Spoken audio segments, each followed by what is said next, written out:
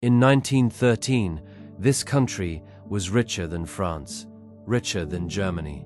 Its capital was called the Paris of South America, lined with opera houses and grand boulevards. And across Europe, millions of migrants boarded ships heading not for New York, but for Buenos Aires, chasing the promise of the richest new world on earth. Fast forward 100 years, and that same country has defaulted on its national debt 9 separate times. It has watched inflation tear past 200% in a single year, and it has seen 4 out of every 10 of its citizens fall below the poverty line. So, what on earth happened here? How does a nation go from sitting at the richest table in the world to standing in line for the 22nd time, asking the International Monetary Fund for a bailout? And can a libertarian economist swinging a chainsaw actually reverse a century of decline?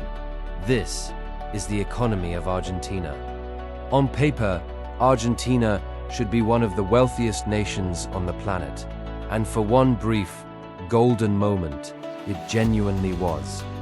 The secret was the land. The pampas, the vast fertile grassland fanning out from Buenos Aires, is some of the best farmland that exists anywhere on Earth. And in the late 1800s, a new technology changed everything. Refrigerated shipping. Suddenly, Argentine beef and grain could be loaded onto boats and sold to feed all of Europe. Money flooded in. Railways spread across the country. Banks opened. Cities swelled. And waves of Italian and Spanish immigrants arrived to work. By 1913, the average Argentine was about as wealthy as the average American, and far richer than most of Europe.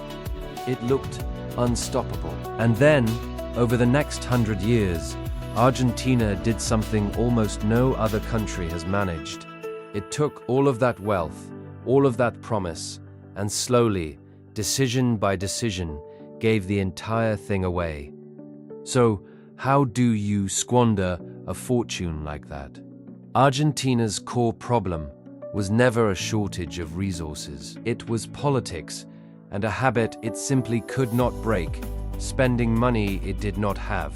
It started in the 1940s, under a populist leader named Juan Perón, who won the public with generous wages, pensions, and subsidies. People loved it. The trouble is that someone has to pay. And when tax revenue fell short, Argentina reached for the most tempting tool in economics, and the most dangerous. It printed the money. Print a little, and you get inflation. Print far too much for far too long, and you get Argentine inflation, the kind where shops stopped putting prices on the shelves because they changed by the hour. To fight the fire it had started, the government would freeze prices, ban people from buying dollars, and chain the peso to the US dollar. And, for a while, it would work. Until it didn't. The peg would snap, the currency would collapse, the country would default, and the entire cycle would begin all over again. Ordinary Argentines learned to live with it the only way they could, by quietly storing their real savings in US dollars, stuffed under mattresses and into safety deposit boxes, hundreds of billions of them. Which brings us to today, and the most dramatic turn in this whole story. In late 2023, exhausted by decades of crisis, Argentina did something genuinely radical. It handed power to a self-described anarcho-capitalist economist, a man who campaigned on stage, literally swinging a chainsaw, promising to hack the government down to the bone. And he was not bluffing. He shut down ministries, tore up subsidies, devalued the currency, and froze public spending almost overnight. The early results stunned economists. For the first time in more than a decade, Argentina actually ran a budget surplus. Inflation, once screaming past 200%, finally started to come down. But shock therapy comes with a bill. and ordinary people were handed it first. Strip away the subsidies, and the price of electricity, gas, and transport explodes overnight. Slam the brakes on spending, and the economy tips into recession. Poverty didn't fall at first, it climbed. And so today, Argentina is running the single highest stakes economic experiment anywhere on the planet. Can you shock a country out of 100 years of bad habits before the people paying the price run out of patience?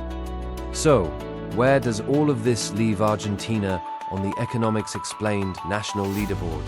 On size, this is a serious economy, one of the top 25 in the world, with a large, well-educated population, 7 out of 10. On growth, it is the most volatile line you will find on any chart, lurching from boom to crash, and back again, going almost nowhere across a century. 3 out of 10.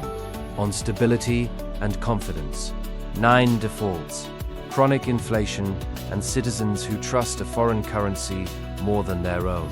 There's no kind way to score that. 2 out of 10. On industry, though, comes the hope. World-class agriculture, vast lithium reserves the whole planet is hungry for, and Vaca Muerta, one of the largest untapped oil and gas deposits left on Earth. 7 out of 10. And a wild card for finally attacking the root of the problem instead of papering over it. 6 out of 10.